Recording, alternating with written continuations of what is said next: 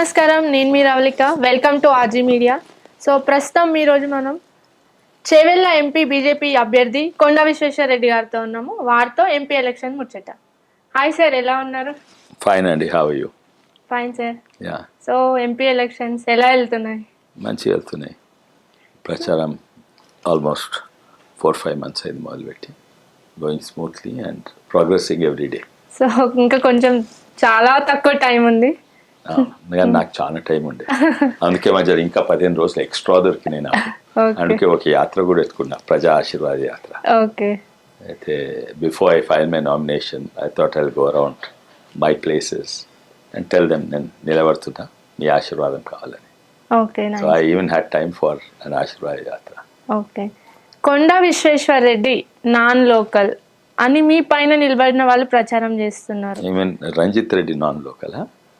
కొండా Vishweshwar Reddy non local ఎక్కడికి అలా ప్రచారం చేస్తున్నారు మీ ఆపోజిషన్ లో నిలబడ్డ వాళ్ళు. లేదండి, చేస్తలేరు. ఆయన నాన్ లోకల్ అని చేస్తున్నారు, కానీ నేను చేస్తలేను. నేను ఇక్కడ మాది మా ఊరు పెదమంగళారం. అవును, దాని పక్కకు చేవెళ్ళ పక్కకు ధర్మస్థలం. కానీ ఎప్పుడు అక్కడ ఉండరు, నాన్ లోకల్ అనే ప్రచారం చేస్తుంది మాకు వచ్చిన న్యూస్ ప్రకారం. అయితే ఎవరు చేస్తుందండి? ఎవరు చేస్తున్నారు? అవతల అభ్యర్థి.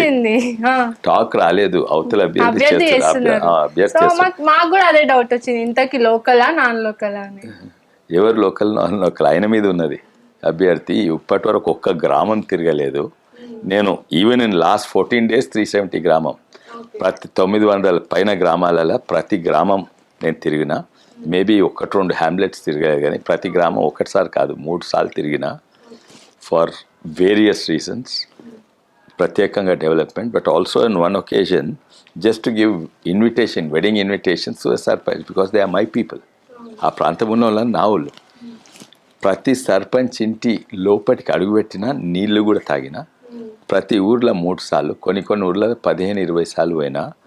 ఇప్పుడు మొన్న పోయిన 370 ఆల్మోస్ట్ 350 గ్రామాలకు అవతలైన అడుగు ఆ గ్రామంలో అడిగే పెట్టలేదు.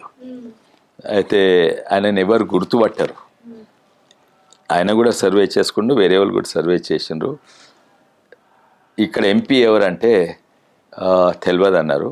కొంతమంది నా పేరు చెప్పిండ్రు, కొంతమంది సునీతా మహేందర్ రెడ్డి గారి పేరు చెప్పిండ్రు. చాలా ఒక్కరో ఇద్దరు, జస్ట్ less than 2% టోల్డ్ ఆయన అభ్యర్థి పేరు, ఎంపీ పేరు. అంటే ఆయన గుర్తు ఎవరు పట్టరు. ఏ ఊర్లో అడుగు కూడా పెట్టలేదు. దామెరగిద్ద, అంతారము, తర్వాత ఐ హ్యావ్ 600 విలేజెస్. ఒక్కసారి కూడా ఓసారి కంసంపల్లి, అదికిచర్ల, వెంకటరెడ్డిపల్లి, బల్సుగూడ, పెద్ద గ్రామాలు, ఆల్మోస్ట్ మండల స్థాయి గ్రామాలు కూడా, మా ఏదేంది కంకల్, ఒకసారి అడుగు దమస్తాపూర్, పెద్ద తూప్ర ఇక్కడే ఉంటుంది సిటీ పక్కకు. ఒక్కసారి అడుగు కూడా పెట్టలేదు. అట్లా అయితే ఇక ఆయన గుర్తుపట్టారు. సో ఏదో ప్రచారం చేయాలి, పైసలు ఉన్నాయి, ప్రచారం చేసుకోవాలి, అంతే. సో ఈ మధ్య నేను రెగ్యులర్గా తిరుగుతున్నా అన్నారు. అంటే ఇప్పుడు ఎంపీ ఎలక్షన్స్, మరి గడిచిన 5 years నుంచి మీరేం చేసినారు? అంటే చేవెళ్ళకి ఏం చెప్తారు? గడిచిన 5 years కాదు, 10 years కింద నేను ఎంపీ ఉంటుంది. అవును, ఎప్పటి నుంచో ఉన్నారు. గడిచిన 5 years కూడా ఎంపీ ఉన్నా లేకున్నా కూడా ఉన్న ఎంపీ కంటే ఎక్కువ తిరిగింది నేను.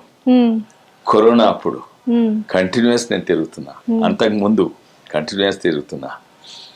అండ్ నా పనులు కంటిన్యూస్ అవుతుంటాయి. 210 గ్రామాలకు ప్రతిరోజు నా ట్రక్ పోయి స్కూల్లో బాత్రూమ్ తోమొస్తాయి. నేను ఎంపీ ఉన్నా ఉండకున్నా కూడా నా టూరిజం ప్రాజెక్ట్ నడుస్తూ ఉంటాయి.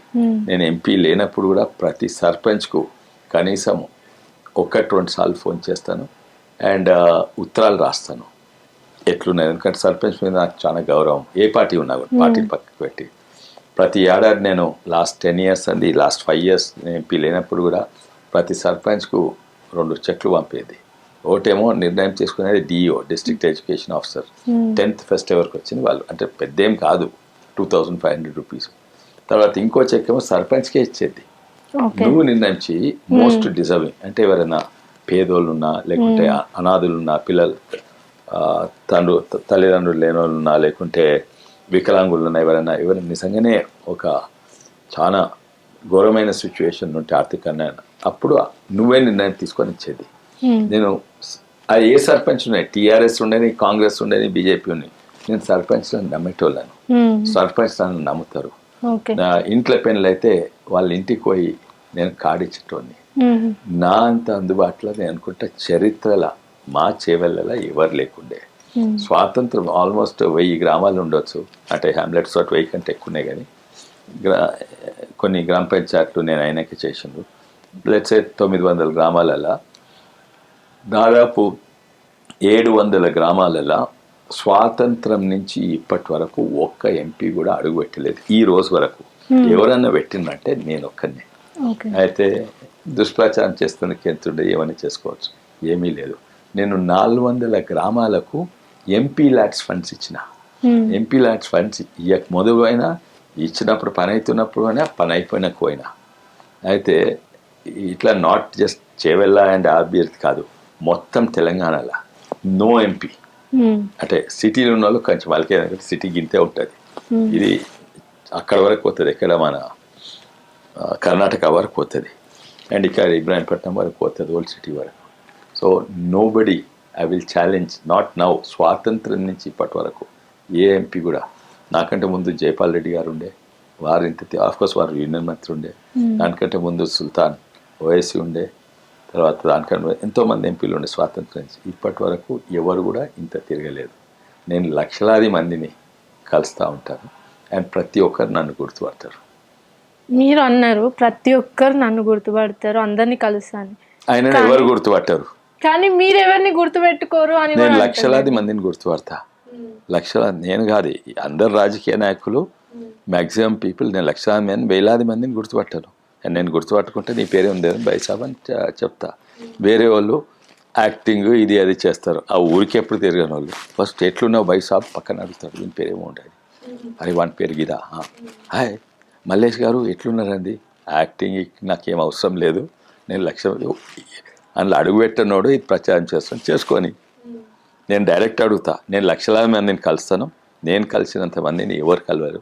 అండ్ నేను ఎందుకు ఇలా ఈ యాత్రల్ని ఎంతమంది కలిసి ఉండొచ్చు, ఈ యాత్ర 370 ఉన్నాయి. So daily I think I would have met about, daily కాదు ప్రతి ఊర్లో I would have met about 500-600 people. So minimum 370 గ్రామాలంటే చూడండి, at least 2 lakh members I met in this yatra. అయితే నేను కలిసినంత మంది ఎవరు, అండ్ కలిసినప్పుడు దగ్గర ఫోటో వేస్తుంటారు, తీస్తాము, సెల్ఫీలు తీస్తారు. ఇదాన్ని నేను లక్షలాది మంది కలుస్తా, వేలాది మందిని గుర్తుపట్టాను. అండ్ గుర్తుపట్టడం నీ పేరు ఏందో బైసాబ్, నాకు యాక్టింగ్ అవసరమే లేదు. మీరు అంటే ఎంపీగా ఉన్నప్పుడు ఏం చేసారు చేవెళ్ళకి? ఎన్నో చేసినామండి. ఒకటేమో ఎంపీగా మా మెయిన్ బాధ్యత చేవెళ్ళని అక్కడ రిప్రజెంట్ చేయాలి. తర్వాత అక్కడ పాలసీలో ఇన్ఫ్లుయెన్స్ చేయాలి for the whole country, for the state, and of course my ప్రాంతం. నాది ఆల్మోస్ట్ 100% అటెండెన్స్ ఉండేది. ఓన్లీ 3-4 రోజులు కేసీఆర్ పర్పస్లీ ఫోన్ చేసి నువ్వు అటెండెంట్ కావద్దంటే తప్ప ఎవడ 100% అటెండెన్స్. నేను తెలంగాణ నుంచి ఎంపీ 100 times మాట్లాడినా, more than 100 times, and in the committees probably 200 times మాట్లాడినా. నేను ఇంటరాక్షన్స్ అయినాయి పార్లమెంట్లో నెంబర్ ఆఫ్ టైమ్స్, ఎవరు చేయలేదు తెలంగాణలో. అండ్ వాట్ లోకల్ ఇష్యూస్, అది కాక అక్కడి నుంచి కొన్ని ప్రాజెక్ట్స్ స్కీమ్స్ తీసుకురావచ్చు. నేను తీసుకొచ్చినంత అగైన్ ఎవరు, నేను 930+ crores ఒక హైవే తీసుకొచ్చిన. హైవే లేదు మా ప్రాంతం దిక్కు వెస్ట్రన్ రంగారెడ్డి, అది తీసుకొచ్చిన. తర్వాత గ్రామ సడక్ యోజన కింద దాదాపు 40 కోట్లు తీసుకొచ్చిన. తర్వాత railway under bridges, over bridges కట్టించిన. తర్వాత శంకర్పల్లి వరకు ఎంఎంటీఎస్, సిటీలో ఉంటుంది కదా, శంకర్పల్లికి ఎంఎంటీఎస్ అయితే చాలా లాభం. And onwards to Vikarabad next ఫేజ్లో అనుకున్నా.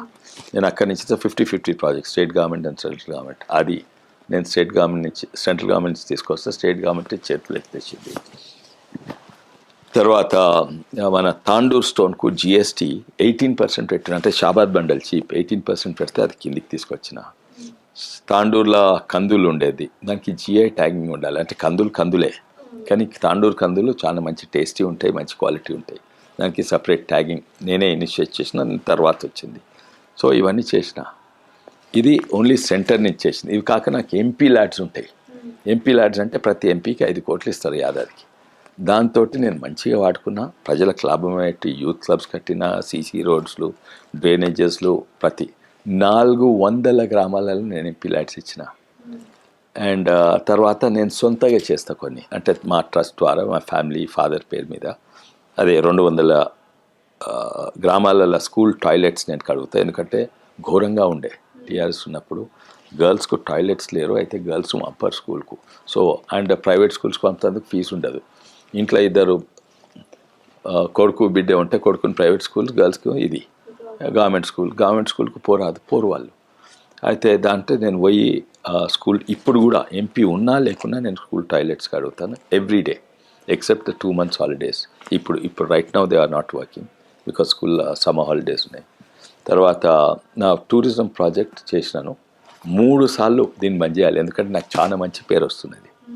3 సార్లు 3 సార్లు బంద్ చేసేందుకు నేను కోర్టుకు పోయి ఆర్డర్ తీసుకొచ్చేసిన ఎంపీ లేకున్నప్పుడు కూడా, ఎందుకంటే వీనికి మంచి పేరు వస్తుందని. దే ట్రై టు హైజాక్, అయినా కూడా everyone knows it's this thing.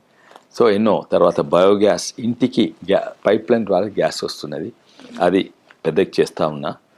తర్వాత ప్రతి ఏడాది నేను చెక్స్ ఇస్తున్నా. So continuously I'm there with my personal funds, my MP LADS funds and central. ఆయనకు చెప్తందుకు ఏం లేదు, ఊర్లా తిరగలేదు, ఏ ప్రాజెక్టా తేలేదు, ఆయనకు సోయి కూడా లేదు. Because he does know administrative process and ఇది. ఆయన నిజంగానే అబద్ధం చెప్పలేదు అనుకుంటా, ఆయన నేనే తెచ్చినా అనుకున్నాడు. ఎవరు? ఆయన్నే తెచ్చుకున్నా. ఏది? ఆ బీజాపూర్ హైవే. అండ్ ప్రెస్ ముంగట చెప్పుకుంటూ నవ్వుల పాలైపోయాడు. ప్రెస్ వాళ్ళు అన్నాడు, నువ్వు ఎంపీ 2019 తర్వాత ఉంటుంది కదా, మళ్ళీ ఇది శాంక్షన్ అయింది 2017లో, దీన్ని డిస్కషన్ అప్రూవల్ అయింది 2016లో, అప్పుడే. సో ఆయనకు తెలియదు ఏం మాట్లాడుతుంటో. తర్వాత ఎంపీ ల్యాడ్స్ చూస్తే నేను వికారాబాద్, నేను ఆర్టీఐ ఫైల్ చేస్తే ఎలక్షన్స్ వచ్చినాయి కదా, ఆయన ఎంపీ ల్యాడ్స్ ఎట్లా స్పెండ్ చేసిందంటే వికారాబాద్కు 2 కోట్లు స్పెండ్ చేసిండు మొత్తం వికారాబాద్ జిల్లాకు. నేను 11 కోట్లు శాంక్షన్ అయినాయి. అండ్ తర్వాత నేను వర్క్స్ మధ్యలో స్టార్ట్ అయినాయి, ఆయన కంటిన్యూ కూడా చేయలేదు. అయితే నేను 7.5 crores ఖర్చు పెట్టి 2 కోట్లు శాంక్షన్ అయినాయి, నేను 11 crores. అవి ఇన్కంప్లీట్ వర్క్స్ నేను కంప్లీట్ చేయలేదు అనే ట్రాక్ రికార్డ్. నేను 400 గ్రామాలు ఇచ్చిన. వికారాబాద్ జిల్లాలో 194 వర్క్స్ ఇచ్చిన, ఈయన 49 వర్క్స్ ఇచ్చిండ్రు. మీరు ఆర్టీఐ ఫైల్ చేసి చూడండి. చెప్పుకోవాలంటే డబ్బా ఎంతో చెప్పుకుంటాడు, కానీ అన్ని అబద్ధాలు, పచ్చి అబద్ధాలు. అక్కడ టికెట్ వచ్చినాక కేసీఆర్ ఆయన వచ్చిందే కేటీఆర్ వల్ల, లేకుంటే ఎక్కడ ఉంటుండే, ఏదో పోల్ట్రీ మందులు అమ్ముకుంటూ ఉంటుండే సేల్స్ మ్యాన్గా. మరి ఇంత చేశాను, ఇన్ని నిధులు తీసుకొచ్చా, ఇన్ని పనులు చేశానని మీరు క్యాలిక్యులేటెడ్గా చెప్తున్నారు. మరి ఇంత చేస్తే లాస్ట్ టైం ఎందుకు ఓడిపోవాల్సి వచ్చింది? నేను ఓడిపోలేదు, అది నా మీద పోలీస్ పెట్టిండ్రు. 1,00,000 ఓటుతోటి గెలుస్తున్నా. తర్వాత ఇదేంది నా మీద బద్నాము, తర్వాత అందరి మీద కేసు, నా మీద కేసు పెట్టిండ్రు.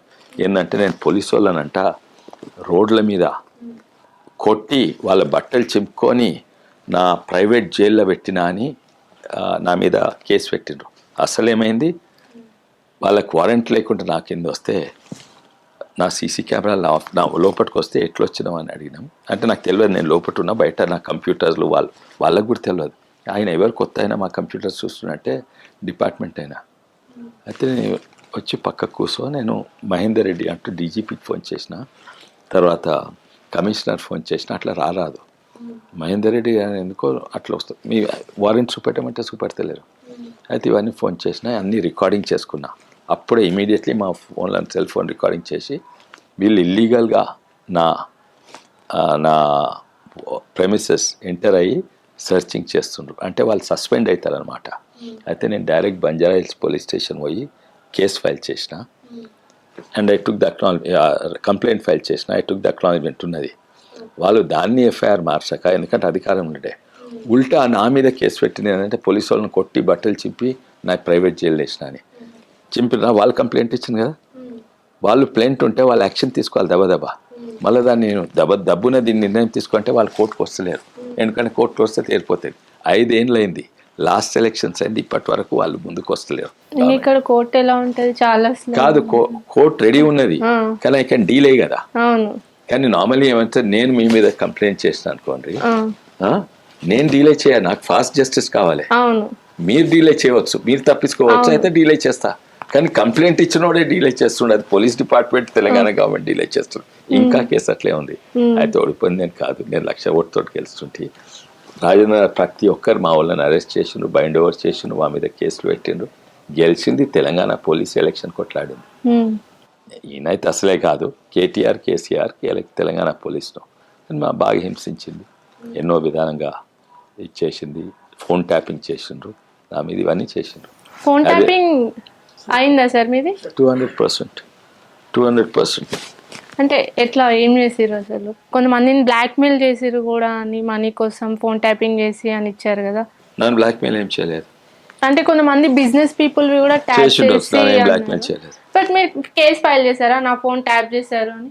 లేదు, కేసు ఫైల్ చేయలేదు. చాలా మంది బీజేపీ లీడర్స్ వస్తున్నారు ముందుకి ఈ మధ్య, ఫోన్ ట్యాప్ చేసి. నేను ఫైల్ చేయలేదు. అండ్ ఫోన్ ట్యాపింగ్ అనే తర్వాత ఇండిపెండెంట్ ఉన్నప్పుడు కూడా నాకు ట్యాప్ అయింది. కరోనా టైం అప్పుడు we wanted to visit Gandhi hospital. అక్కడ నర్సెస్కు మాస్క్ లేవు, ఏం లేవు, over payment, extra over time payment లేదు, కానీ ఓవర్ టైం వాళ్ళ రిస్కీ జాబ్ చేస్తున్నారు. నర్సులు స్ట్రైక్ చేస్తున్నారు. అక్కడ పోదామని ప్లాన్ చేసినాము, నేను 5 మంది. అయితే ఫోన్ ట్యాప్ అవుతుంది కదా, లెట్ us నాట్ డిస్కస్ ఎప్పుడు ఎక్కడ కలిసిపోదామని. వెళ్ళక ముందు 5 minutes ముందు నీకు ఫోన్ చేస్తా, అప్పుడు తక్కువ మంది కలుద్దాం, వెళ్ళిపోతాం. సో పోలీస్ వాడిను. ఫోన్ ట్యాపింగ్ 2 times ఉంటుంది. వన్ ఈజ్ నా ట్యాప్ చేసిన రికార్డింగ్ అవుతుంది, వాళ్ళ తర్వాత ఎప్పుడైనా రికార్డ్ ప్లే చేస్తాం. ఇంకోటేమో లైవ్ ట్యాపింగ్, అంటే కంటిన్యూస్గా వింటూ ఉంటారు నా ఫోన్ ఏం చేస్తుందో ఇదని. అయితే మేము అనుకున్నాం రికార్డ్ అయితే తర్వాత తెలిసే వరకు. So 5 minutes will call and meet and go. అయితే బేగంపేటలో in front of Hyderabad public school we all wanted to meet. ఇక్కడి నుంచి అక్కడ ఆ టైంలో పోతుంది, కరోనా టైం ట్రాఫిక్ ఎక్కువ లేకుండే. ఇక్కడి నుంచి అక్కడ పోతుంది హార్డ్లీ 5-7 minutes పట్టి ఉండొచ్చు. నేను అక్కడ పోయే వరకు ఇంకో ఆయన కూడా వచ్చి ఉండే, ఆయన ఆల్రెడీ పోలీస్ అరెస్ట్ చేసి, నేను పోయే వరకు police is waiting for me. Phone tapping కాకుండా two live phone tapping.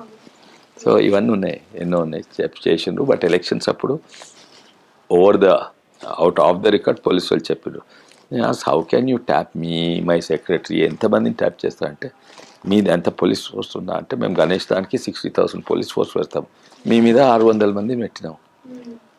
So I was sure, they told openly 600 people were following me. We caught ఇద్దరు స్నూపింగ్ కొరకు వైట్ డ్రెస్ చేసా పట్టుకున్నాం, వాళ్ళ ఫోటోలు తీసి ఎలక్షన్ కమిషన్కి ఇచ్చినాము. ఫోన్ ట్యాపింగ్, ఫాలోయింగ్, ఇవన్నీ కూడా ఎన్నో చేసిండ్రు.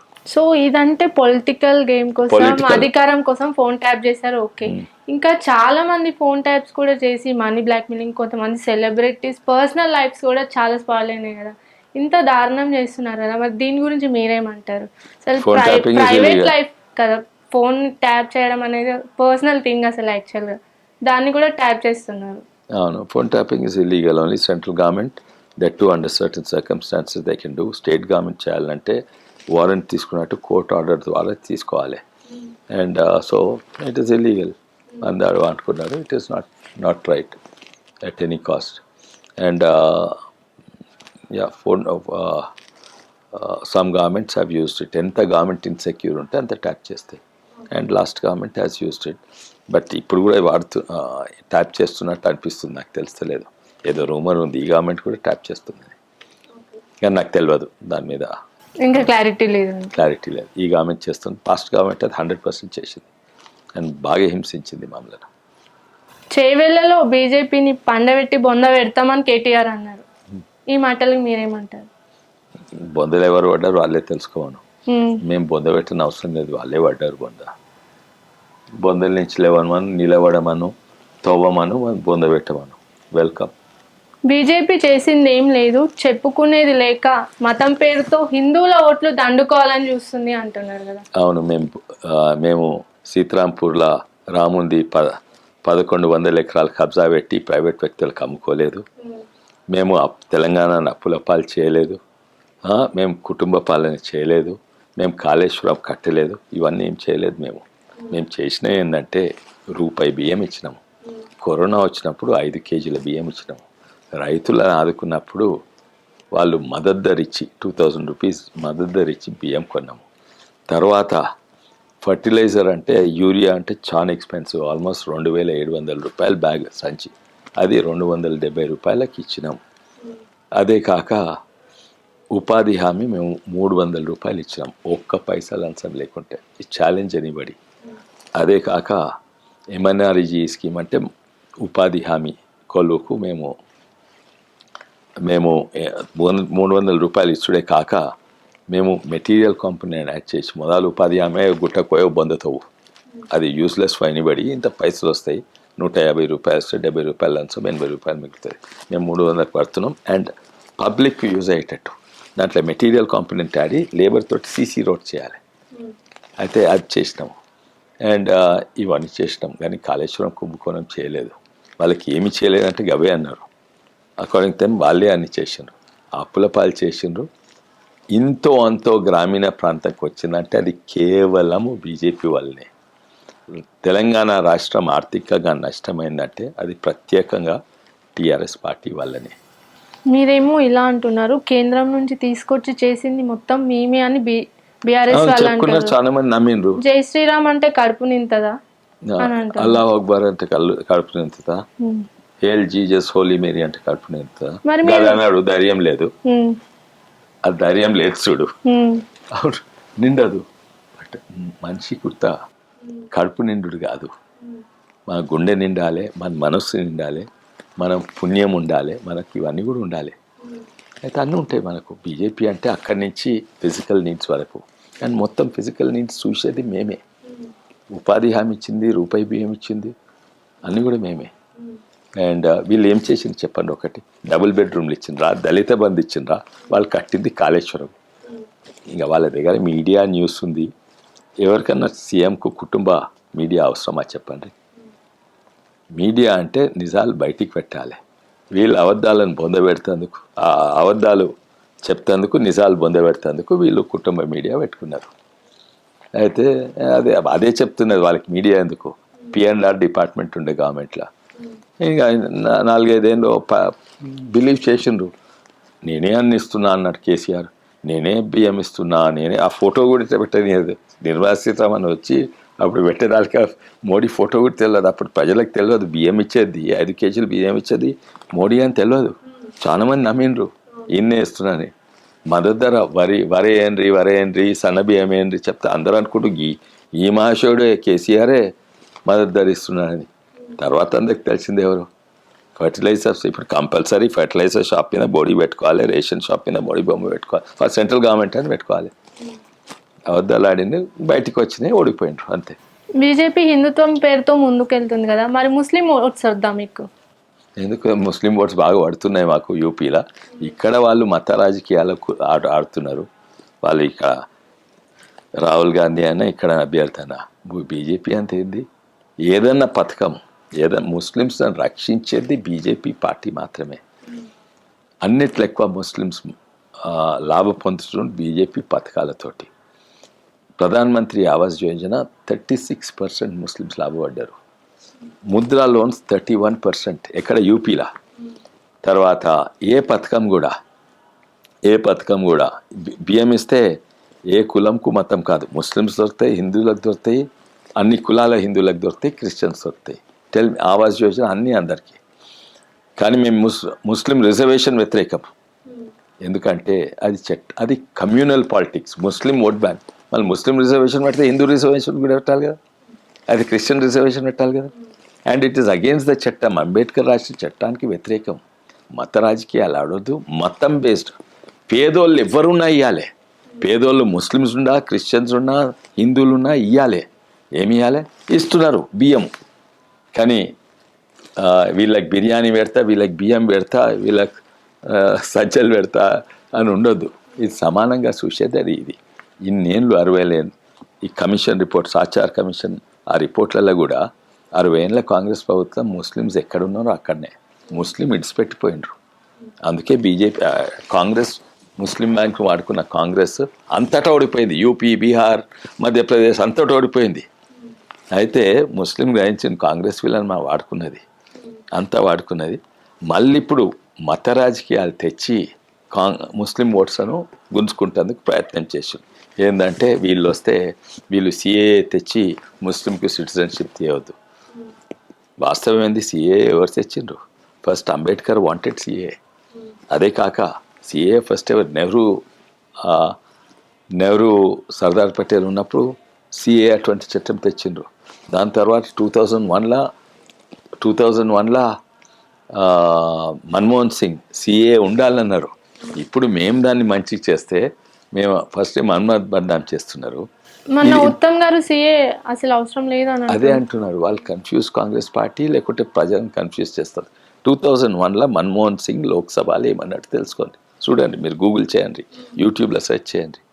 తర్వాత సిఏ ఎప్పుడు అంబేద్కర్ గారు ఏమన్నారు, అందరు ధనవంతులు పాకిస్తాన్ నుంచి ఇక్కడికి వచ్చిండ్రు, ధనవంత హిందువులు, ఎందుకంటే వాళ్ళు అండ్ రానోళ్ళు ఎందుకంటే బాగా భూములు రానోళ్ళు తరిమేసింది, ఎందుకంటే అక్కడ లోకల్ ముస్లిమ్స్ వాళ్ళ భూములు కబ్జా పెట్టవచ్చు. అక్కడ మిగిలిపోయిన అందరూ 85% హిందూస్, దళితులే. వాళ్ళకి ఇక్కడ చుట్టాలు లేదు, ఇక్కడ ట్రావెలింగ్ పైసలు లేవు. కానీ వాళ్ళకి ఇక్కడికి వస్తే ఇమీడియట్లీ వాళ్ళు హిందూ మైనారిటీస్ అంటే ముఖ్యంగా దళితులు ఉండే వాళ్ళకి ఇమీడియట్లీ సిటిజన్షిప్ ఇవ్వాలని అంబేద్కర్ గారు అన్నారు. దాని తర్వాత సర్దార్ పటేల్ వీళ్ళు అదే అన్నారు. ఇంకోటి వాళ్ళు చట్టం కూడా పెట్టిందంటే ఎక్స్క్లూడింగ్ ముస్లిమ్స్ పాకిస్తాన్ ఇక్కడికి వస్తే ఇక రాదని పెట్టిండ్రు. ఎట్లా పెట్టినంటే ముస్లిం అనే పదం వాడకుండా ఏం చేసిందంటే ఎవరైతే భారతీయులు ఇక్కడి నుంచి అక్కడ పోయినరో వాళ్ళు మళ్ళీ ఇక్కడికి రావాలంటే వాళ్ళకు ఉండదు. ఎవరుంటారు భారతీయులకి? పార్టీషన్ అప్పుడు ఇక్కడి నుంచి అక్కడ పోయిన భారతీయులు ఇండియా నుంచి పాకిస్తాన్ ముస్లిమ్సే. మళ్ళీ ఆ ముస్లిమ్స్ వాపస్ వస్తేందుకు లేదు అని కాంగ్రెస్ పార్టీ పెట్టింది. అదే కాల్ స్పేడ్. అది ఇటుకుంటే ఇటుకనాలే, పార ఉంటే పారనాలే, ఏదో మాట తిప్పి కాదు. అయితే మేము ముస్లిమ్స్ అంటున్నాం. వాళ్ళు ఏమంటున్నారు, ఇక్కడి నుంచి అక్కడ పోయినంట, పోయి వాపస్ వచ్చిన వాళ్ళను రానియమంట. అంటే ఎవరు ఇక్కడి నుంచి అక్కడ పోయిన వాళ్ళందరూ ముస్లిమ్స్, అక్కడి నుంచి ఇక్కడ వచ్చిన వాళ్ళందరూ మోస్ట్లీ హిందూస్, కొంతమంది సిక్కులోళ్ళు అండ్ ఫ్యూ క్రిస్టియన్స్. వాళ్ళు చట్టం పెట్టింది అదే. సో ఇవన్నీ కూడా దుష్ప్రచారము. వాళ్ళకి కొంతమంది తెలియదు, ఇవన్నీ చరిత్ర తెలియదు. కొంతమంది తెలిసిన వాళ్ళు కావాలని వీళ్ళను ముస్లిమ్స్లను పోలరైజ్ చేస్తున్నందుకు ఇన్నేళ్ళ సర్లంది. ఎంత క్రూరమైన చట్టం, ట్రిపుల్ తలాక్ అంట తీసిండ్రా. వాళ్ళకి కన్ఫ్యూజ్ కాంగ్రెస్, వాళ్ళు తీయాలన్నా తీయొద్దా అని. ఎందుకంటే వాళ్ళు అన్ని పాలిటిక్స్ ద్వారానే చూస్తారు. మేము కాదు, ఏది మంచిది ఏది చెడ్డ, పొలిటికల్ రిస్క్ ఉన్నా చూస్తాం.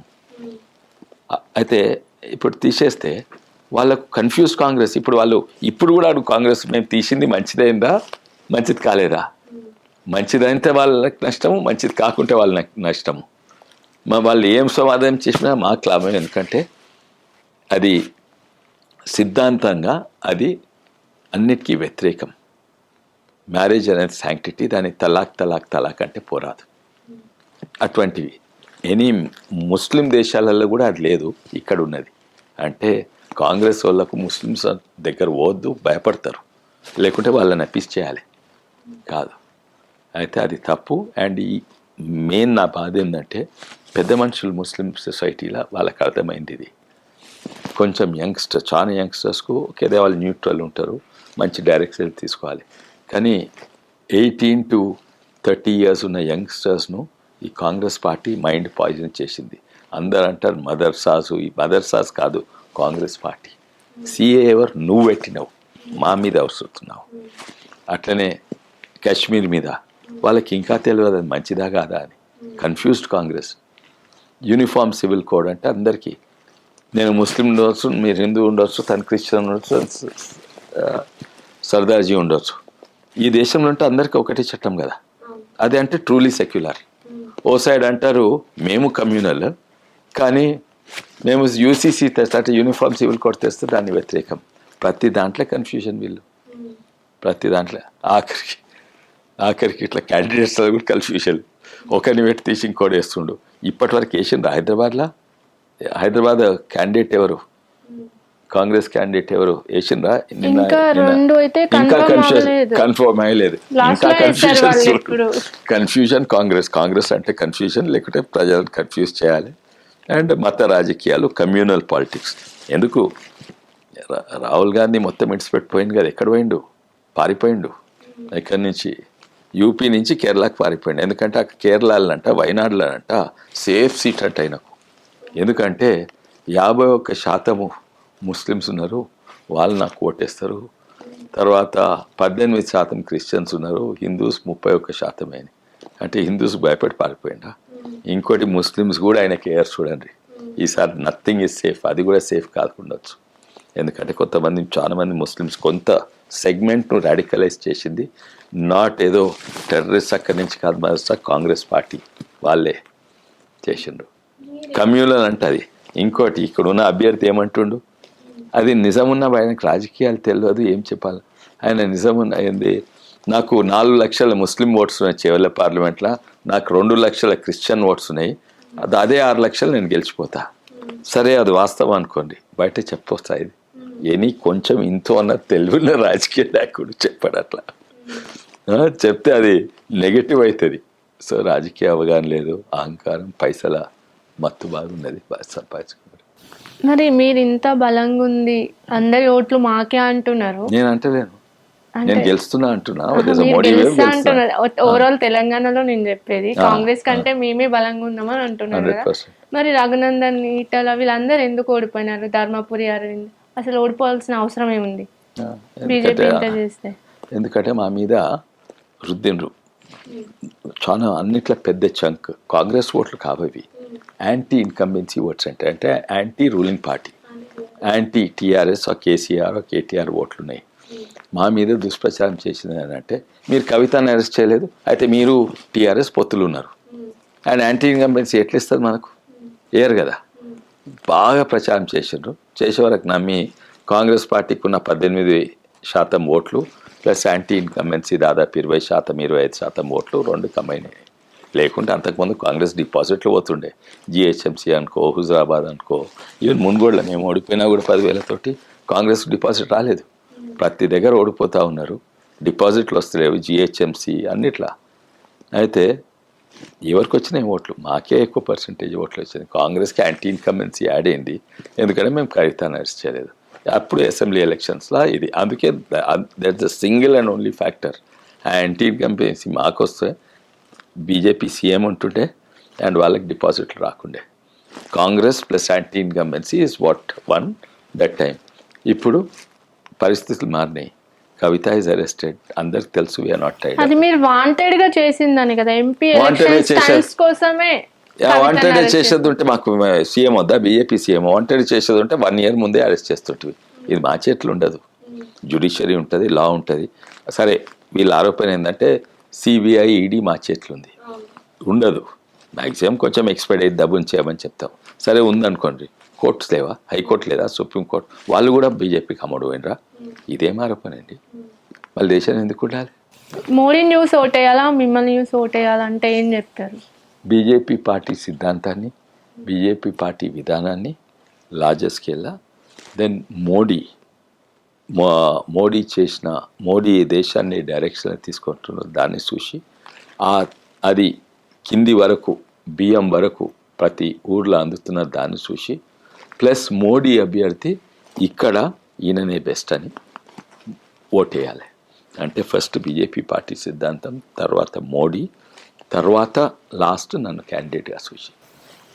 ఈసారి ఎలక్షన్స్లో ఎంత ఖర్చు పెడుతున్నారు? నేను ఖర్చు పెట్టేది ఆర్థికంగా బలంగానే ఉన్నారు. ఆర్థికంగా బలంగానే, అదే బ్లాక్ మనీ ఉండదు. నా బిజినెస్ అన్ని ఐటీ బిజినెస్, ఇన్నోవేషన్ బిజినెస్, అంటే కొత్త ఇన్నోవేట్ చేసి పేటెంట్. నాకు కోళ్ళ దందా, లేకుంటే దాన దందా, లేకుంటే గుడ్ల దందా, గుడ్ల స్కామ్లు అవి లేవు. లేకుంటే హనుమాన్ల గుడి కూలగొట్టి నేను నున్నై చేసి దాని మీద అపార్ట్మెంట్ కట్టాలని అమ్ముతలేను. నేను వర్క్ భూమి, ల్యాండ్ స్కామ్స్ లేవు. అవన్నీ మోస్ట్లీ అయితే. అయితే ముఖ్యంగా ఎలక్షన్కో లిమిట్ ఉంటుంది. అయితే నేను ముందే ఖర్చు పెడతాను. నా క్యాంపెయిన్ 6 months ముందు మొదలైంది. ఎట్లా ప్రతి ఊర్లో అక్కడ మా కల్చరలీ ఎందుకంటే కల్చరలీ మా దగ్గర భజనలు మంచి ఉంటుండే, కానీ చాలా సంతోషం ఇంకా ఉన్నాయి. అండ్ అది it's a good pass time in the village. And alcoholism ఎక్కువైంది, భజనలు ప్రమోట్ చేయాలి. ఎందుకంటే ఆల్కహాలిజం విపరీతంగా నాశనం అయిపోయింది. సో ఇవి ప్రమోట్ చేస్తే చాలామంది యువకులు కూడా participate. So more than 300 villages భజన కార్యక్రమం, 5 lakhs for the prize money started, and it started going around all the villages. అదే కాక నేను అఫ్కోర్స్ నా వేరే రెగ్యులర్ ప్రోగ్రామ్స్ నడుస్తున్నాయి. నేను vegetable, lot of pollution, plastic bag కదా, రీయూజబుల్ వెజిటేబుల్ క్యారింగ్ బ్యాగ్స్, పెద్దగా మోడీ గారి ఫోటో ఉంటుంది కింద, నా ముఖం కూడా ఆడ మూలకు ఉంటుంది అవి, అండ్ కమలం పువ్వు గుర్తుంటుంది. అవి నేను 4 నెలల ముందే ఇచ్చడం అంటే ప్రతి ఇంటికి పోయినాయి. ఓకే. అండ్ తర్వాత నేను అయోధ్య పోయే అదృష్టం ఉండే. అండ్ పోతే of course the whole world was looking and whole అందరూ నాకు ఆల్మోస్ట్ గిల్ట్ నా ఒక్కరికి అదృష్టం అని. అందులో శ్రీరాములు యాదవ్కు భిక్షపతి యాదవ్ కూడా వచ్చింది ఆ అదృష్టం మా కాన్స్టిట్యూన్సీ నుంచి. మేము ముగ్గురం పోయినాము. నేను వచ్చేటప్పుడు 20 కేజీలు అయోధ్య నుంచి ప్రసాదం తీసుకొచ్చి ఇక్కడ ఆల్మోస్ట్ 1 టన్ లడ్డు చూరా వీటన్నిటి కలిపి అండ్ కుంకుమ కూడా ఇక్కడ దాదాపు ఓ 10 క్వింటాలు 5 క్వింటాల ఇది కలిపి ప్రసాదం ప్యాకెట్ పంచి అండ్ అది ప్రతి ఇంటికి అందించినాయి ఇప్పుడు జనవరిలోనే. సో జనవరి తర్వాత నా వాల్ రైటింగ్ జనవరిలో, అంటే ఒక్కరోజు కాదు ఇది, ప్రతి ఇంటికి వాలంటే ఇట్ టేక్స్ 1.5 months నా క్యాండిడేట్ అనౌన్స్ కాకముందు. తర్వాత వాల్ రైటింగ్స్ ఎప్పుడు మొదలుపెట్టిన డిసెంబర్ నుంచి. దాని తర్వాత నేను ప్రతి పోలింగ్ బూత్కు చిన్న ఫ్లెక్సీ అనమాట 100 అంటే ఎంత చిన్న ఉంటాయంటే కార్లలో పోతే కనబడేది, నడుచుకుంటూ పోతే వాళ్ళకే, అండ్ 20 పెద్దవి. So my campaign way ahead of it and surveys also are showing the same results. నేను ఫోకస్ చేసింది ముఖ్యంగా గ్రామీణ ప్రాంతంలో, బికాస్ గ్రామీణ ప్రాంతంలో బీజేపీ వీక్ ఉండే, చాలా వీక్ ఉండే, కానీ ఇప్పుడు ఆడ చాలా స్ట్రెంత్ అయింది. సిటీలో ఎట్లయినా బీజేపీ స్ట్రాంగ్. కొండా విశ్వేశ్వరరెడ్డి ఈసారి గెలుస్తాడు అని బలంగా వినిపిస్తుంది. అందుకే బీఆర్ఎస్ పార్టీ కాంగ్రెస్ పార్టీ కొంచెం సైలెంట్ అయినాయి, మనీ ఇచ్చి మేనేజ్ చేశారు ఇంటర్నల్గా కొండా విశ్వేశ్వరరెడ్డి అని అంటున్నారు. ఎవరికి ఇచ్చినా బీఆర్ఎస్ వాళ్ళకి అండ్ కాంగ్రెస్ వాళ్ళకి అని ఆరోపణలు వస్తున్నాయి. ఎవరికి ఇచ్చిన ఆయన పోయి తిరుగుతున్నాడు. నేను ఎవరైనా లీడర్ కలిసిందా? నేను తిరిగేది ప్రజలది. మన ప్రజా ఆశీర్వాద యాత్ర 370 గ్రామాలు తిరిగిన, అవతల అభ్యర్థి 30 గ్రామాలు తిరగలేదు. నేను ప్రజలకు పోతున్నా, ఆయన లీడర్లకు తిరిగి పైసలు ఇచ్చి కొంటా ఉన్నాడు. పేర్లు చెప్పమంటారా? పేర్లు చెప్తా. అయితే పేర్లు చెప్తా, కానీ సగం పేర్లు అక్కడ తీసుకొని మళ్ళీ నాకు ఫోన్ చేసి ఒత్తిడి పెట్టింది సార్, చేతిలో పైసలు పెట్టింది సార్ మీకే. నా greatest strength is Congress party for me. Congress పార్టీలో 60% మంది నాకు ఓటేస్తున్నారు. కాంగ్రెస్ లీడర్లు ఆల్మోస్ట్ 90% ఆర్ సపోర్టింగ్ మీ. 90% వాళ్ళు ఫోన్ చేస్తుంది, ఆయన వచ్చింది సార్, ఎందుకంటే ఆయన కాంగ్రెస్ వాళ్ళని హింసించిండు. ప్రెస్లా అండ్ పబ్లిక్ మీటింగ్లో చెప్పిండు టీఆర్ఎస్ ఉన్నప్పుడు, అవును రైతు బంధు మా వాళ్ళకి వేసుకుంటా, మా గులాబీ కండ కట్టుకుంటే వాళ్ళకి వేస్తా, అవును డబుల్ బెడ్రూమ్ మా వాళ్ళకి వేస్తా. ఏం చేసుకుంటారు? నిజంగానే ఇచ్చినా కూడా రాజకీయం ఆయనకు తెలియదు, ఆయన ఏదో స్కామ్ బిజినెస్ నుంచి వచ్చిండు, ఆయనకు తెలియదు. నిజంగానే ఇచ్చిండు అనుకో, వాళ్ళకి బయటికి చెప్పుకోరు, అది మీడియా ముందు అసలే చెప్పుకోరు. ఆయనకు తెలియదు, చెప్పుకుంటున్నాడు and making a fool of himself. And only ఆయన బిలీఫ్ ఏంటంటే పైసలు. ఈ హనుమాన్ల గుడి ఇది ఆల్మోస్ట్ పెద్ద ప్రాజెక్ట్ కడుతున్నారు, ద వరల్డ్, దాని పేరే ద వరల్డ్ ఏదో ఉన్నది. దాంట్లో దాదాపు 10 acres + 4 acres కోట్ల. The day I started my yatra same day కోట్ల హియరింగ్ అయింది. ద డే ఐ ఎండెడ్ ఓ ఇంట్రీమ్ జడ్జ్మెంట్ కూడా వచ్చింది. అది కన్స్ట్రక్షన్, అది వేలాది కోట్ల ప్రాజెక్ట్, అటువంటి పైసలు. అండ్ నేను చెప్తున్నా కదా, నేను యాక్చువల్లీ చెప్తే నా మీద పరువు నష్టము, డిఫెమేషన్ కేసు వేయవచ్చు. Please welcome anyone. అది ఒప్పుకోకుంటే, నేను తప్పు చెప్తుంటే నా మీద డిఫెమేషన్ కేసు, నా మీద 1000 కోట్లు పరువు నష్టం అని వేయండి, 100 కోట్లు 10 కోట్లు అని వేయమంటే. ఆయనకి చెప్తానికి ఏం లేవు, ఇంకా చెప్పేటుంటే ఎక్కువ. నేను చెప్తున్నా కదా, ఆయన ఒక్క ఊరు తిరగలేదు, నేను తప్పు మాట్లాడితే పరువు నష్టం కేసేమని. నేను 194 వర్క్స్ ఇస్తే వికారాబాద్లో 49 ఇచ్చిండు. ఏమైనా తప్పుంటే నేను 11 కోట్లు శాంక్షన్ చేస్తే ఆయన 2 కోట్ల చిల్లర శాంక్షన్ చేసిండు. ఇవన్నీ ఆర్టీఐలు తెలుసుకొస్తే. సో అండ్ ఆయన హనుమాన్ల గుడి కూలగొట్టలేదా, బ్లాస్ట్ చేయలేదా ఆయన కంపెనీ? ఆయననే ప్రెస్ ముంగట చెప్పుకుండు, అవును నా కంపెనీ. ఏం చేస్తారు అంటే అహంకారం ఉంటారు. ఇప్పుడు బీజేపీ పార్టీలో చూసుకుంటే కొంతమంది సీనియర్ లీడర్లు నేనే గెలవాలి, ఇన్కేస్ పక్కన వాళ్ళు గెలిస్తే కేంద్ర మంత్రి పదవి కోసం అని ఇంటర్నల్గా మీకే ఒక యూనిటీ లేదు అని ప్రచారం జరుగుతుంది కదా, దీనికి ఏమంటారు? Internal rivalry is good, but మీరు చెప్పింది అయితే లేదు. నేనే గెలవాలి, నేను వేరే వాళ్ళను, అది కాంగ్రెస్ పార్టీలు బాగా అవుతుంది, ఇక్కడ అయితే లేదు. ఇక్కడ ఎస్ రైవల్రీ ఉండాలి, ఉంటుంది. ఇన్ఫ్యాక్ట్ నాకు మా మిత్రులతో పోటీ ఉన్నది, నీకంటే ఎక్కువ మెజారిటీ నాకు వస్తుందంటే నాకంటే ఎక్కువ మెజారిటీ నీకు వస్తుందని. ఆ పోటీలు ఉన్నాయి, it's healthy, it's good. But not the unhealthy. నువ్వు ఓడిపోవాలి, నేను గెలవాలి, ఎందుకంటే నువ్వు గెలిస్తే నువ్వు యూనియన్ మంత్రి అవుతా. అట్లా ఈవెన్ 1% లేదు. 1% and you don't see it on the field. Every కార్యకర్త is working for the MP. No కార్యకర్త is working to defeat their MP. ఈసారి ఎంత మెజారిటీ వస్తుంది అనుకుంటున్నారు చేవెళ్ళకి? చేవెళ్ళకు ఇప్పుడున్న పరిస్థితుల్లో అయితే అన్లెస్ లాస్ట్ టైం ఈ పోలీసు ఆల్కహాల్ ఇవన్నీ ఎక్కువ పెడుతుంది తప్ప, అయినా కూడా ఈజ్ బియాండ్ ద రీచ్. ఎన్ని పైసలు పెట్టు, ఎంత ఆల్కహాల్ వన్స్ ఉండదు. కానీ ఈ రోజు సర్వేలో నా సర్వే కాదు, ఇంకోటి మీరు అడిగిన ప్రశ్న తప్పు మనిషిని అడిగారు. ఎవరిని అడిగినా కూడా వాళ్ళు నేనే గెలుస్తున్నా, నేను 10 నన్ను అడిగినా అదే చెప్తారు, ఏ క్యాండిడేట్ అడిగినా అదే చెప్తారు. కానీ అడిగినాను కనుక చెప్తున్నా. మీ ప్రశ్న నన్ను అడిగితే అంటే రిలయబుల్ ఆన్సర్ ఉండదు. లాస్ట్ టైం నేను ఓడిపోలేదు అన్నారు కదా, సో మరి ఈసారి ఎంత ఎక్స్పెక్ట్ చేస్తున్నారు? నేను 3 లక్షల కంటే ఎక్కువ అని ఎక్స్పెక్ట్ చేస్తున్నా. కానీ మీరు వేరే వాళ్ళతో తెలుసుకోవాలి ఇది, ఎందుకంటే ఏ క్యాండిడేట్ అడిగినా అట్లే చెప్తాడు. మా రిపోర్ట్స్ మాకు ఎటు ఉంటాయి, బట్ మీకు కాన్ఫిడెన్స్ ఉందా లేదా? తప్పనిసరి. తెలంగాణలో ఎన్ని సీట్స్ వస్తాయి అనుకుంటున్నారు? 12+, 10 definitely plus. And but there చాలా పెద్ద మోడీ వేవ్ ఉంది. అన్నిట్లో టఫెస్ట్ ఫైట్ గోయింగ్ ఆన్ ఇప్పుడు అందరు చూస్తుంది, భారతదేశం మొత్తం చూస్తుంది. మాధవీలత అండ్ అసద్ ఓవైసీ అది కూడా గెలిచినా ఆశ్చర్యపడదు, అండ్ గెలిచే అవకాశాలు చాలా ఉన్నాయి. మరి లాస్ట్ టైం మీరు 30 టార్గెట్ పెట్టుకుంటేనే 8 వచ్చినాయి, మరి ఇప్పుడు 10 or 12 అంటే ఓవర్ కాన్ఫిడెన్స్ అనిపించట్లేదా? నాకు అనిపించలేదు. లాస్ట్ టైం 30 ఏది అసెంబ్లీ ఉండే 100% we'd have won, not 30 we'd have form the government దాదాపు. ఎందుకంటే మా మీద దుష్ప్రచారం చేసిండ్రు, అండ్ వాళ్ళ గ్యారంటీలు ఏదో గ్యారంటీలు ఇచ్చిన ఓట్ గెటింగ్ గ్యారంటీస్. మేమేమో ఉదాహరణ చెప్తాము, ఏమేమి ఇస్తామో అది చెప్తాము. వీళ్ళు ఏదో గ్యారంటీలు పెట్టి ప్రజలను మోసం చేసి 5 గ్యారంటీలు 6 గ్యారంటీలు అని ఒకటి ఇస్తలేరు. 2500 ఇస్తాము మహిళలకు, లేకుంటే పెన్షన్లు 4000 ఉన్న పెన్షన్ చక్కగా ఇస్తలేరు, 4000 చేస్తారంట. అదేంది మన అన్ఎంప్లాయిడ్కు నిరుద్యోగులకు నిరుద్యోగ వృత్తి 4000, ఒక పైస లేదు కాంగ్రెస్ ఇది. తర్వాత ఇదేంది రైతు బంధు 15,000 చేస్తా, ఉన్న 10,000 చక్కగా ఇస్తారు, 15,000 ఎక్కువ చేస్తారు. లాస్ట్కు మేము 2 లక్షల రుణమాఫీ అని ఇప్పటి వరకు 2 పైసలు, డిసెంబర్ వరకు 2 పైసలు, డిసెంబర్ జనవరి ఫిబ్రవరి మార్చ్ ఏప్రిల్ వచ్చే ఇప్పుడు 2 పైసలు రుణమాఫీ కాలేదు. అయితే ఇప్పుడు ఎవరు నమ్ముతారు వాళ్ళరు? ఇవన్నీ ఎన్నో ఫ్యాక్టర్స్ ఉన్నాయి, దానికి దీనికి చాలా ఫరక్. అవి లోకల్ ఎలక్షన్స్ ఉండే, ఈ మోడీ ఎలక్షన్స్. మోడీకి అడ్డెవరు లేరు, ఉన్నాయన పారిపోయిండు, ఆయన పేరు గుర్తిస్తలేరు. మేము గర్వంగా అడుగుతాం మోడీకి ఓటేమని, వాళ్ళకి రాహుల్కి ఓటేమని అడుగుతందుకు భయం అవుతుంది. ఒకవేళ అది అడిగితే ఉన్న ఓట్లు పోతాయి. ఇవన్నీ చాలా. ఆల్రెడీ రేవంత్ రెడ్డి మీ బీజేపీ వాళ్ళతో టచ్ లో ఉన్నారు మోడీతో అని అంటున్నారు.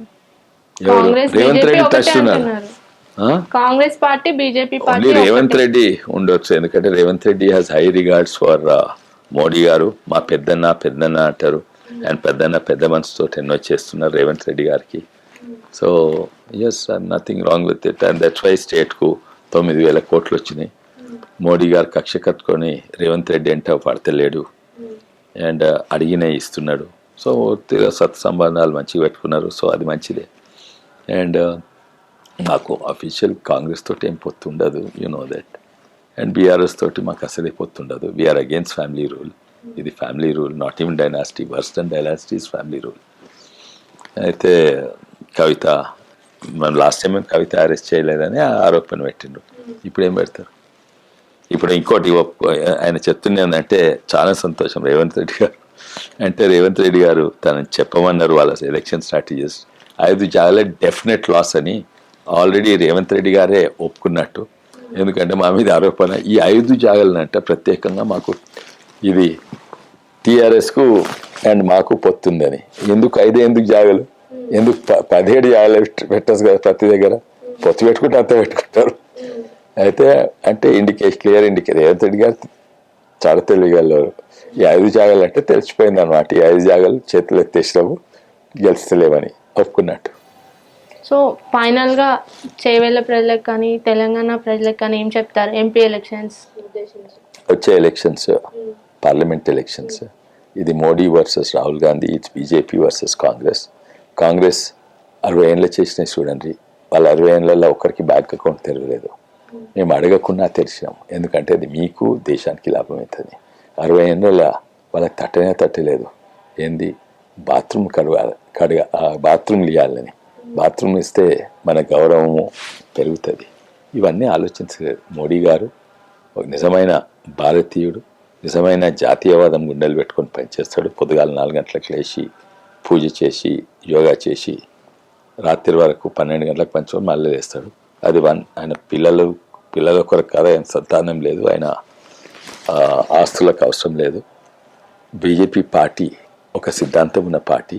సిద్ధాంతం ఉంటే ఓ డైరెక్షన్ ఉంటే డైరెక్షన్ అంత దిక్కు, లేకుంటే డైరెక్షన్ లేని పార్టీ ఉంటే, సిద్ధాంతం లేని పార్టీ ఉంటే దిక్కు లేకుంటే ఇటు అటు చెప్తుంటుంది. ఓసారి చిన్న రాష్ట్రం కావాలంటే అది ఓసారి వద్దంటారు, రామ మందిరం కావాలంటే అది ఓసారి వద్దంటుంది, ఓసారి బాబ్రీ మసీద్ కూలగొట్టమంటది, ఓసారి వద్దంటుంది, ఓసారి సిఏ పెట్టాలంటే అది పెట్టొద్దంటారు. Confuse Congress party. ఓసారి సునీతా మహేందర్ రెడ్డిని క్యాండిడేట్ పెడతా అంటది, మళ్ళీ ఉల్టా తీసి ఆమెను అక్కడ పంపి నేను ఇక్కడ పంపుతాను. మొత్తం కన్ఫ్యూషన్, దేశాన్ని కన్ఫ్యూషన్ చేస్తుండ్రు. వాళ్ళకి ఏది చూసినా పాలిటిక్సే కానీ దేశాభివృద్ధి కనబడదు. అందుకే బీజేపీ పార్టీ ఎంతో అంతో గ్రామీణ ప్రాంతం చేస్తుంది. దివాలా తీసిన తెలంగాణ అంటే బీజేపీ రాష్ట్రాలున్న వెనుకబడిన ఉత్తరప్రదేశ్ రాష్ట్రం చూడు, ఇప్పుడు మిగులు బడ్జెట్ ఉంది, అన్ని ఓంగా ఇంత బడ్జెట్. ఇది ధనిక రాష్ట్రం అని 7 లక్షల కోట్ల అప్పులు పాలైంది. సో బీజేపీ అంటే దివాలా తీసిన బ్యాంకులు ఇప్పుడు లాభంలు ఉన్నాయి, ప్రాఫిట్లు ఉన్నాయి. First time state bank of India profits ఇప్పుడు రిలయన్స్ ఇండస్ట్రీస్ కంటే పెద్దగా అన్ని పబ్లిక్ సెక్టర్ కంపెనీస్ లాభం చేస్తుంది. స్టాక్ మార్కెట్ల ఇన్కట ఇన్వెస్ట్ చేయాలంటే ఇన్ఫోసిస్ విప్రో, ఇప్పుడు public sector companies stocks Wipro Infosys కంటే పెద్దగా పెరుగుతున్నాయి. Good administration, non corrupt administration and ఓ డైరెక్షన్, ఒక గోల్, ఓ లక్ష్యం ఉన్న పార్టీ అంటే బీజేపీ. అండ్ డెఫినెట్లీ బీజేపీకి ఓటేయాలి. నేను బీజేపీ సిద్ధాంతానికి, మోడీ విధానానికి కట్టుబడి ఉన్నా. అది అంత్యోదయ, కిందని లేపితే మొత్తం దేశం లేస్తుంది.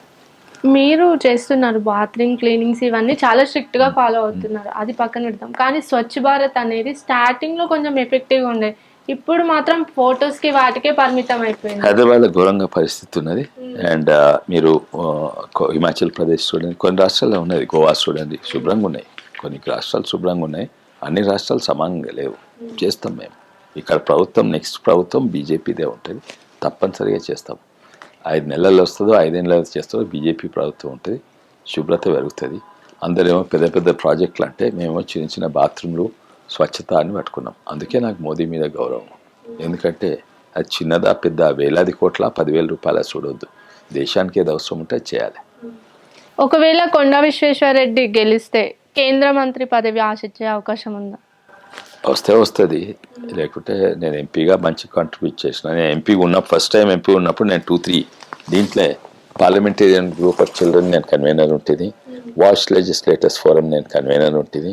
నేను ఎన్నో కమిటీలు, సెలెక్ట్ కమిటీల, సాధారణంగా ఫస్ట్ టైం ఎంపీ కానీ సెలెక్ట్ కమిటీలు ఎవరు, సెలెక్ట్ కమిటీలు వేసినాను. సో నాకు ఆల్మోస్ట్ ఆల్దో టీఆర్ఎస్ ఉన్నా కూడా, బికాస్ ఎవ్వరు ఈయన తీసుకోవాలని తీసుకోరు, మనిషి లేవాలి, మంచి కాంట్రిబ్యూట్ గమనిస్తారు. ఒక మంచి ప్రభుత్వం ఉంటే నేను టీఆర్ఎస్ ఉన్నా గమనించున్నాను. అండ్ నన్ను కమిటీలు చేసిండ్రు. నేను 5 సార్లు నేను బయటి university, Princeton university, Kings university, university of Chicago, Taiwan university ఎన్నోసార్లు బయటికి పంపించిండ్రు. నేను ఒక డెలిగేషన్ను బంగ్లాదేశ్కు అండ్ నేపాల్కు నేనే హెడ్ చేసిన.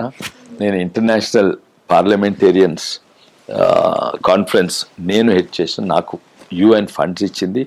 I was the convener and all the other countries MPs వచ్చిండ్రు, from Mauritius to England to EU to Singapore to Nepal, అందరూ వచ్చిండ్రు. So నాకు I had a totally different level than the all other MPs. ఇప్పుడు ఉన్నాడు పార్లమెంట్లో అయితే గుడ్ల గురించి మాట్లాడుతున్నాడు, కరోనా వస్తే చికెన్ తినిపించమంటున్నాడు. అయితే కానీ అండ్ ఇండ్లా లేదు, ఆయన ఏమీ ఎవరు గుర్తింపు లేదు అక్కడ. ఎక్కువ ఏదో పరివీల్ చేసుకుంటుంది, కాంటాక్ట్స్ డెవలప్ చేసుకుంటుంది వచ్చింది. కానీ ఏ కమిటీలు ఉండైనా అందరూ పార్లమెంటరీ 2 కమిటీ తప్ప ఇంకేం లేదు, ఏదో కమిటీస్. నేను ఎన్నో వాటి కన్వీనర్ ఉంటుంది. ఇంటర్నేషనల్ ఎక్కడ పంపినరా 5 యూనివర్సిటీస్, 1 వీక్ ప్రిన్స్టన్ యూనివర్సిటీలో, 1 week King's college and London school of economics, university of Chicago, అదేంటంటే ఎక్కడైతే మన రఘురామ్ రాజన్ ఉండేనో ఫార్మర్ రిజర్వ్ బ్యాంక్ గవర్నర్ వాళ్ళతో ఇంటరాక్షన్ నేను అయితే ఛాన్సెస్ ఉన్నాయి. కానీ నాకు ముఖ్యంగా ఏంటంటే I want to contribute especially in the field of renewable energy and biogas. అది నేను దాంట్లో ఐ వాంట్ పొజిషన్ దేర్. అది ప్రయత్నం చేస్తాను. అంటే నాట్ మినిస్టర్ ఉండకున్నా సరే I want to influence the policy in that area. Okay, thank you sir. మీరు ఇలాగే ప్రజా ఆశీర్వాదంతో ముందుకెళ్ళి ఎంపీ ఎలక్షన్స్లో ప్రజా ఆశీర్వాదం మీతో ఉండాలని మనస్ఫూర్తిగా కోరుకుంటున్నాను. Thank you. Thank you.